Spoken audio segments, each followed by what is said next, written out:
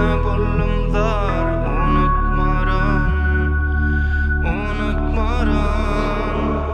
Unutmaram seni yar, ol gözlerine bollum zar.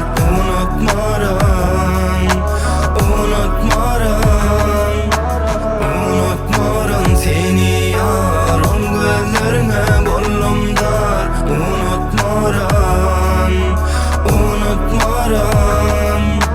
Bu dünya kime giyin kime olsa dar, kimi görsen bizar, kim sana zar. Bizim ayrılmamızda en çok gözler var. Gal yanımda gel soğuk gecelerde mizar. Oturmayın yekelikten oturup chatte korayın. En çok öden herikili gepten. Yüreğini geple dımma da seslen. Yüreğinde bar olsa men senke bilsen. Başlalı teziden kıradın sen aladan. Kömek et biri varım sen bizi yaradı. Yolumuz karadan bolmasın yanada. Yolumuz kulağılıp bolmasın ağladan. Yitirmeyin özümü gün günden ertirdin. Kimden yitirmeyin seni ellerimden.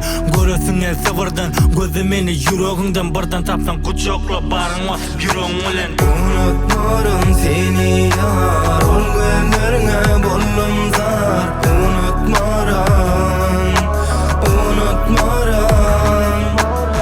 Unutmaram seni yar, ol gözlerine bollum zar. Unutmaram.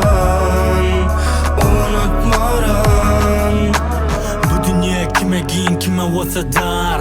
Öykü kinen bar olsa ayır senen biraz. Yüreğine çağır ayırayın ağrını. Ömrümü bereyin elimdeki barını. Oturmalı yekelikte soğulup chatte. Biz hakta bar olsa ananmalı gepe. Demizine dem alayın men senle. Biraz açık seslen tutup benim ellerimden. Kucağına sal beni ayırayın aladan. Bir varım kömek et sen bizi yaradı. Sözlerimin adaştırıp bolmasın ağladan. Doğru yolu görke bize bağıt yolun kapısından. Yitirsem özümü kucaklap saklı. Baktımızın yolunu hiçe moda atma kaytma.